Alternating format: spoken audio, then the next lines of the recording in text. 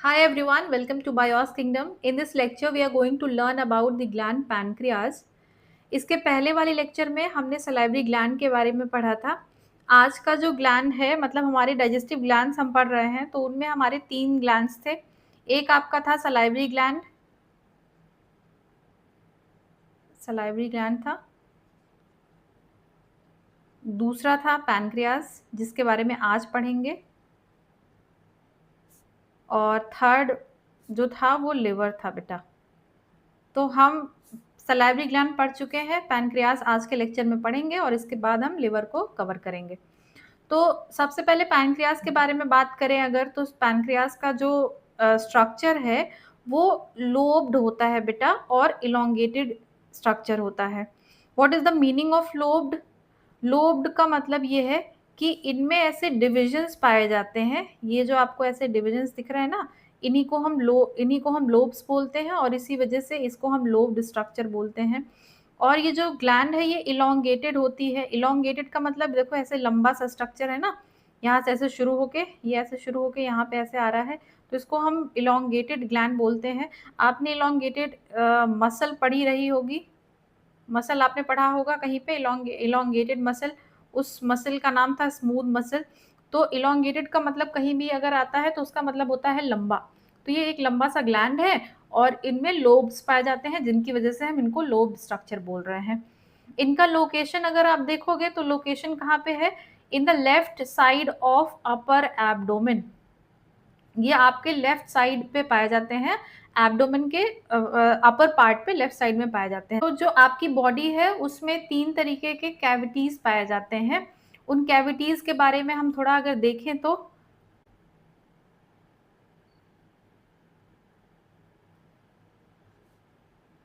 ये एक human body है ऐसी सी, इसमें ऐसे हैंड्स है इसके, ये ऐसा सा कुछ मान लो ह्यूमन बॉडी है। तो इसके जो जो ह्यूमन बॉडी है उसकी बॉडी में बेटा आपको 3 तरीके के कैविटीज दिखेंगे। ये जो ऊपर वाला जो पार्ट है इसको हम बोलते हैं थोरैक्स, इस वाले पार्ट को हम बोलते हैं थोरैक्स। तो इसकी जो कैविटी होती है उसको हम बोलते हैं थोरैसिक कैविटी। थोरैसिक कैविटी ये हमारी बॉडी की थोरैसिक कैविटी है। इसको हम चेस्ट कैविटी भी बोल सकते हैं, थोरैसिक बोलो या चेस्ट कैविटी बोलो, क्योंकि हम इस वाले पार्ट को चेस्ट बोलते हैं। तो चेस्ट कैविटी या थोरैसिक कैविटी, इस कैविटी में थोरैसिक कैविटी के अंदर आपका जो है लंग्स पाया जाता है, हार्ट यहाँ पे पाया जा सकता है। ठीक है, तो ये जो पार्ट है ये लंग्स और हार्ट या का लोकेशन होता है।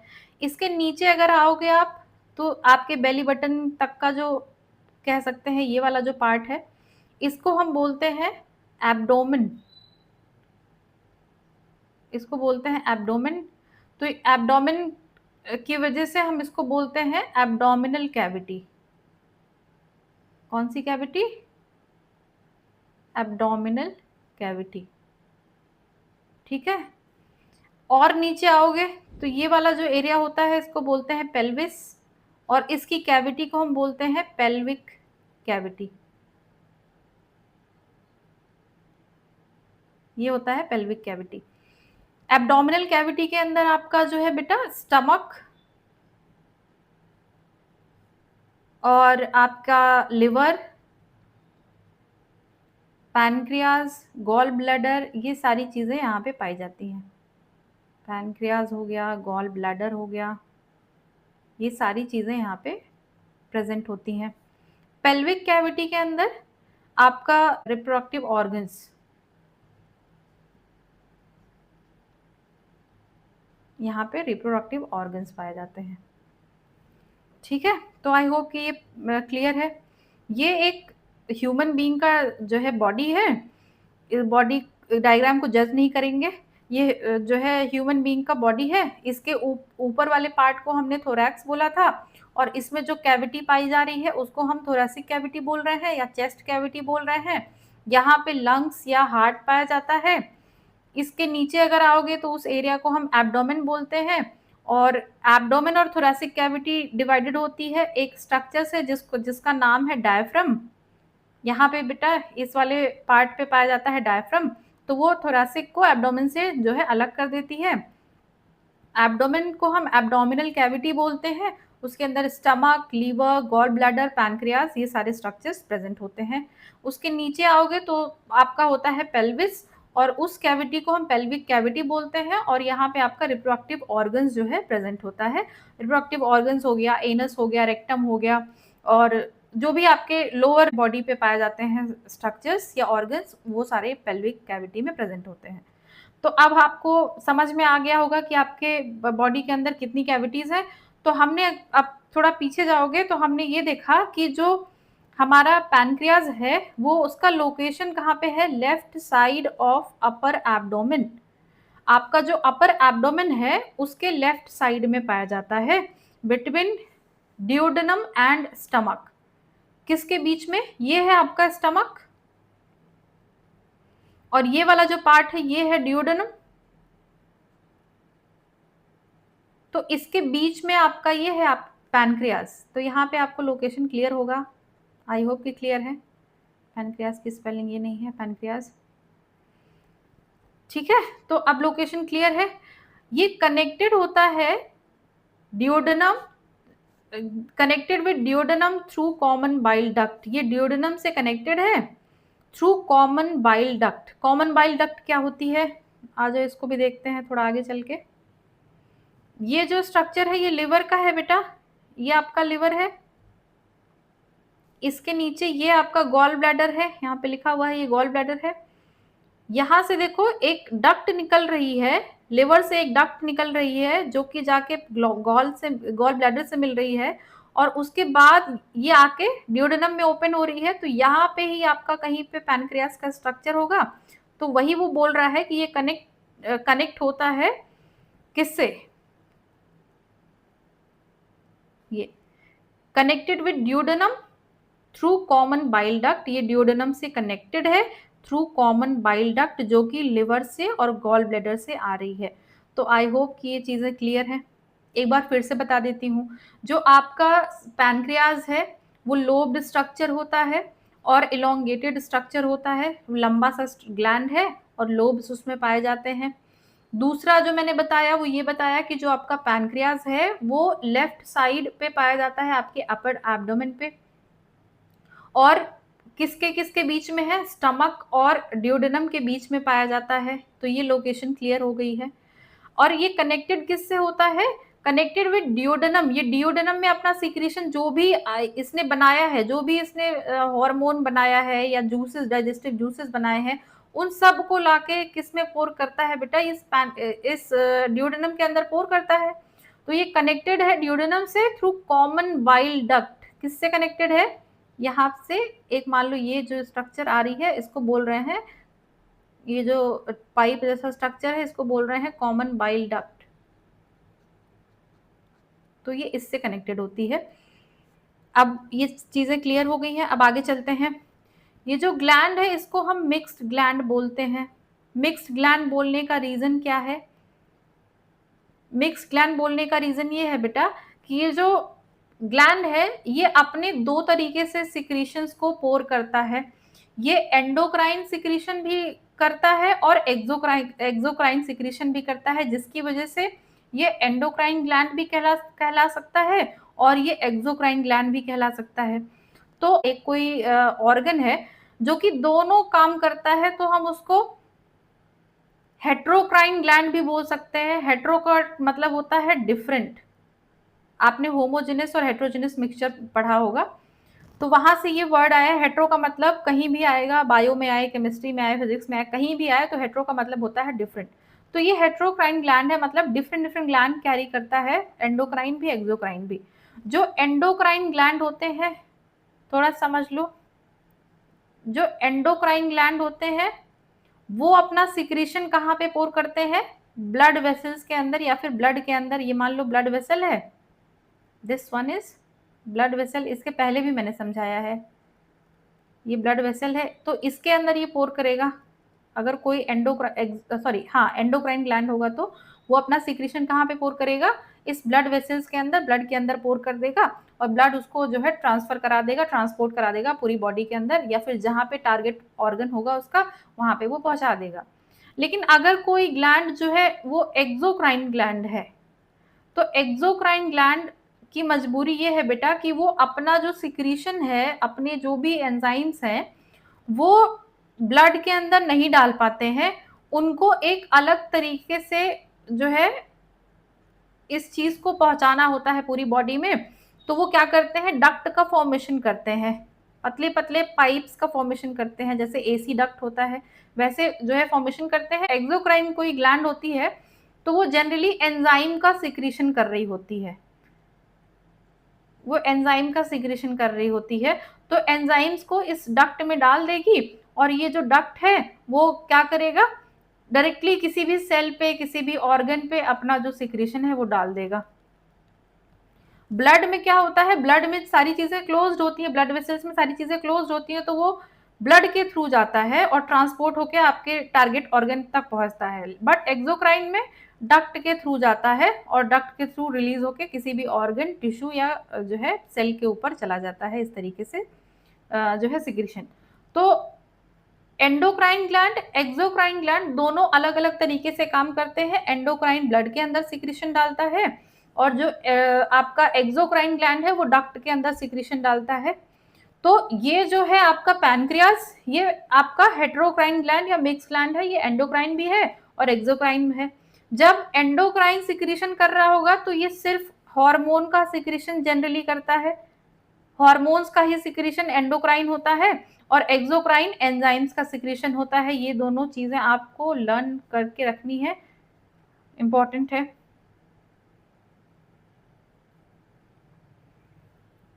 ठीक है, तो जब ये एंडोक्राइन ग्लैंड की तरीके से काम करेगा बेटा, तो ये दो तरीके के हार्मोन रिलीज करता है।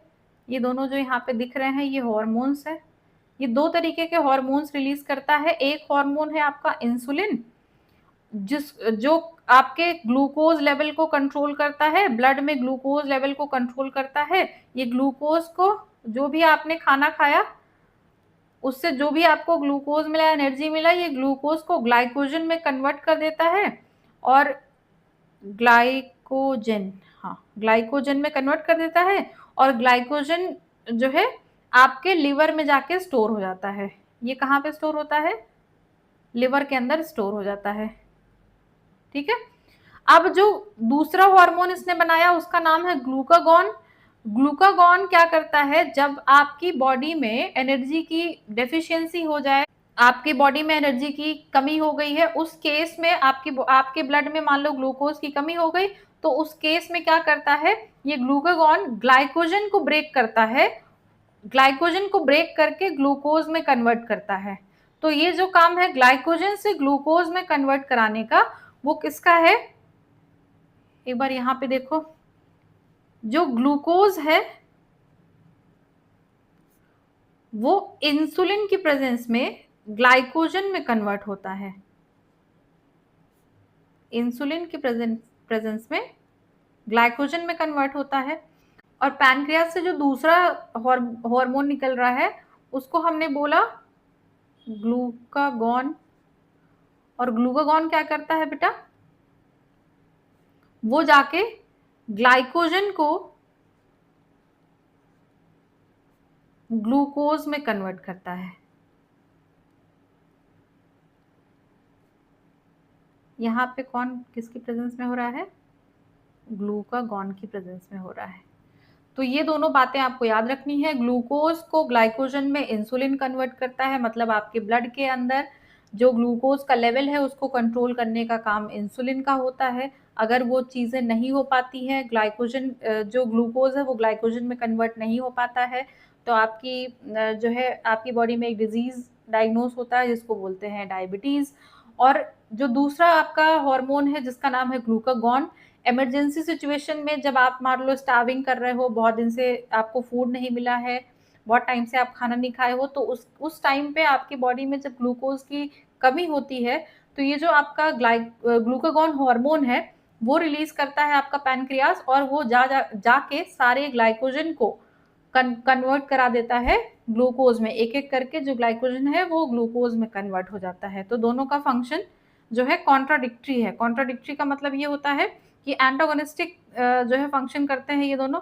एंटागोनिस्टिक का मतलब होता है कि एक इंसान जो काम कर रहा है उस पर पानी फेर देता है दूसरा इंसान। मतलब इंसुलिन बेचारा क्या कर रहा है, भर भर के अपने ग्लूकोज को ग्लाइकोजन में कन्वर्ट कर रहा है, और वहीं पे ही आपका जो ग्लूकागॉन है वो जाके क्या करता है, जो इतनी मेहनत करके इंसुलिन ने ग्लूकोज को ग्लाइकोजन में कन्वर्ट कराया था, आपका जो ग्लूकागॉन है वो जाके ग्लाइकोजन को ग्लूकोज में कन्वर्ट कर देता है। जब ऐसे दो जो है चीजें काम करती हैं तो इस फंक्शन को हम एंटागोनिस्टिक फंक्शन बोलते हैं। जो एक काम हो रहा है उसका ऑपोजिट काम दूसरा कर रहा है, तो इसको एंटागोनिस्टिक फंक्शन बोल रहे हैं। तो आई होप कि आपको एंटागोनिस्टिक फंक्शन समझ में आ गया होगा। अब आगे चलते हैं, हम थोड़ा देखते हैं, ये भी चीजें समझ में आ गई होंगी। अब पैनक्रियाज जो है बेटा, उसका स्ट्रक्चर कुछ ऐसा सा दिखता है, थोड़ा हाईलाइट कर दूं मैं, ये ऐसा सा कुछ स्ट्रक्चर है। इसके 3 पार्ट होते हैं। इस वाले पार्ट को हम हेड ऑफ पैनक्रियाज बोलते हैं।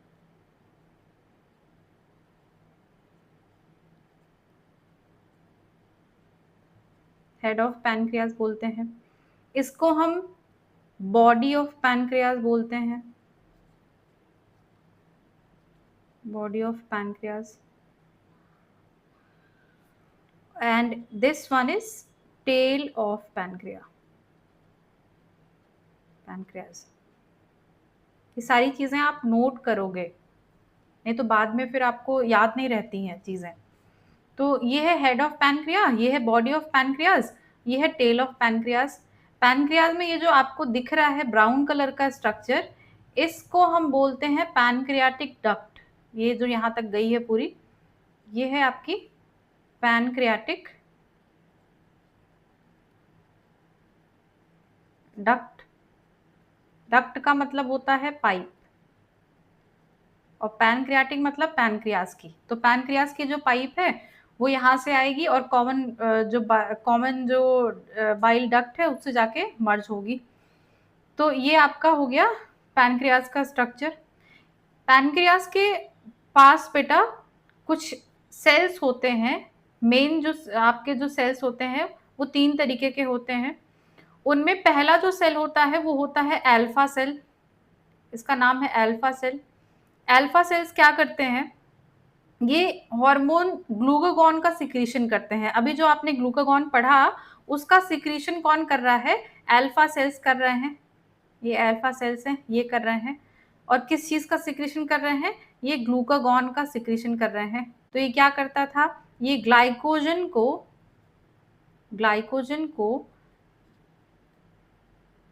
ग्लूकोज में कन्वर्ट करता था एडवर्स कंडीशन में, जब आपकी बॉडी में ग्लूकोज की कमी हो जाती है तब। अब जो दूसरा सेल है वो है बीटा सेल्स। बीटा सेल्स जो आपको हार्मोन इंसुलिन है उसका सिक्रीशन करते हैं, और जो इंसुलिन है वो ग्लूकोज को ग्लाइकोजन में कन्वर्ट करता है। ग्लूकोज को ग्लाइकोजन में कन्वर्ट करने का काम करता है।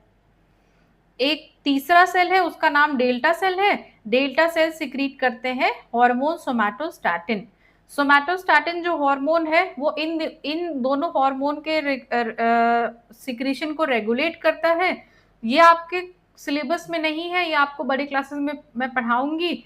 तो अभी के लिए आपके लिए इम्पोर्टेंट है alpha cells and beta cells. Alpha cells secretion करते हैं ग्लूकागॉन का, बीटा सेल्स सिक्रीशन करते हैं इंसुलिन का। ठीक है, नेक्स्ट। अब फंक्शन आपने देखा, एक तो आपने एंडोक्राइन फंक्शन देखा इसका। जब ये एंडोक्राइन तरीके से काम कर रहा होता है तब ये हार्मोन का सिक्रेशन करता है। और कौन से हार्मोन का सिक्रेशन करता है वो भी आपको पता चल गया है, इंसुलिन और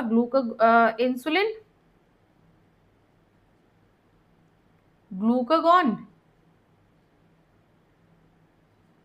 और एक और है जिसका नाम है सोमैटोस्टैटिन। ठीक है, ये 3 हार्मोन सिक्रीट कर रहा है जब ये एंडोक्राइन फंक्शन कर रहा है। तो अब जब ये एक्सोक्राइन तरीके से काम करता है तब इसके जो है फंक्शन में चेंजेस आ जाते हैं। वो पैनक्रियाटिक जूसेस का सिक्रीशन करने लगता है जब ये एक्सोक्राइन सिक्रीशन करता है तो। और उन पैनक्रियाटिक जूसेस के अंदर 3 तरीके के एंजाइम्स पाए जाते हैं, 3 एंजाइम्स पाए जाते हैं। उन एंजाइम्स में आपका पहला जो एंजाइम होता है उसको बोलते हैं लाइपेज, दूसरा होता है ट्रिप्सिन और third one is amylase. Lipase क्या करता है? लाइपेज आया है बेटा लिपिड से। लिपिड मतलब होता है फैट, लिपिड को हम फैट भी बोल सकते हैं। तो जो लाइपेज एंजाइम है, एंजाइम्स में 90% ऑफ टाइम ASE आता है। तो अगर किसी भी वर्ड में आपको ASE लास्ट में दिख जाता है तो वो मोस्ट प्रॉब्ली जो है एंजाइम को डिनोट कर रहा होगा 90% ऑफ द टाइम। 10% में आपको फ्लक्चुएशंस देखने को मिल जाते हैं। तो जो 90% है उसमें ASE आपके एंजाइम्स में लिखा होता है। तो लाइपेज लिपिड को डाइजेस्ट करता है, तो ये क्या करेगा? पैनक्रियास से निकलेगा ये जो है एंजाइम और जाएगा आपका ड्यूडेनम में। और ड्यूडेनम किसका पार्ट है? स्मॉल इंटेस्टाइन का। तो आपको पता है कि जो 100% ऑफ फूड डाइजेशन होता है वो स्मॉल इंटेस्टाइन के अंदर होता है और वहां से ही आपका जो फूड का अब्जॉर्प्शन है वो स्टार्ट हो जाता है। तो जो फूड का अब्जॉर्प्शन है उसमें उसके पहले आपको कंप्लीट डाइजेशन कराना होगा। और आपको पता है कि आपके जो फूड है उसमें 5 कंपोनेंट्स होते हैं। फैट होता है, प्रोटीन होता है जिनके ऊपर आपको मेनली काम करना है, और कार्बोहाइड्रेट होते हैं, कार्बोहाइड्रेट्स होते हैं और आपके विटामिन्स एंड मिनरल्स। 5 आपके कंपोनेंट्स होते हैं फूड में। तो इन सब का डाइजेशन में फैट का डाइजेशन अगर कराना है, आपका कंप्लीट डाइजेशन कराना है, तो उसके लिए आपका जो पैनक्रियाज है वो एंजाइम सिक्रीट करेगा लाइपेज और वो फैट का डाइजेशन करा देगा।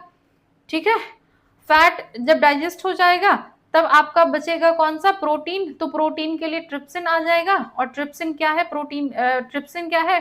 एक जो है पैनक्रियाटिक एंजाइम है और वो एंजाइम प्रोटीन्स के ऊपर काम करता है। तो मोस्टली जो प्रोटीन का डाइजेशन था वो स्टमक के अंदर हो गया था। जो बचा खुचा प्रोटीन है वो आपका स्मॉल इंटेस्टाइन के अंदर डाइजेस्ट हो जाएगा। नेक्स्ट जो हार्मोन है वो अमाइलेज है। अमाइलेज आपका स्टार्च का डाइजेशन करा देगा, कंप्लीट डाइजेशन ऑफ स्टार्च। वो कहाँ पे होता है? स्मॉल इंटेस्टाइन के अंदर होता है। तो आपका जो पैनक्रियाज है वो मिक्स्ड ग्लैंड है या फिर हेट्रोक्राइन ग्लैंड है। वो एंडोक्राइन भी है, एक्सोक्राइन भी है। जब एंडोक्राइन होता है तो हार्मोन का सिक्रीशन कर रहा होता है। जब एक्सोक्राइन होता है तो पैनक्रियाटिक जूसेस का सिक्रीशन करता है और उन जूसेस के अंदर आपके एंजाइम्स पाए जाते हैं। वो एंजाइम्स जो है आपका जो फूड कंपोनेंट है, प्रोटीन हो गया, फैट हो गया और कार्बोहाइड्रेट हो गया, उनके डाइजेशन में, कंप्लीट डाइजेशन में स्मॉल इंटेस्टाइन के अंदर हेल्प करता है। और जो हार्मोन सिक्रीट कर रहा था वो आपका इंसुलिन था और ग्लूकागॉन और सोमैटोस्टैटिन था। उन सब का फंक्शन हमने अच्छे से पढ़ लिया है। तो आई होप कि ये सारी चीजें क्लियर है। पैनक्रियाज जो ग्लैंड है वो आपको क्लियर है। तो आज के लिए इतना ही, मिलते हैं अगले लेक्चर में। तब तक आप इसको रिवाइज करते रहिए और अपनी स्टडीज को कंटिन्यू रखिए। Thank you so much.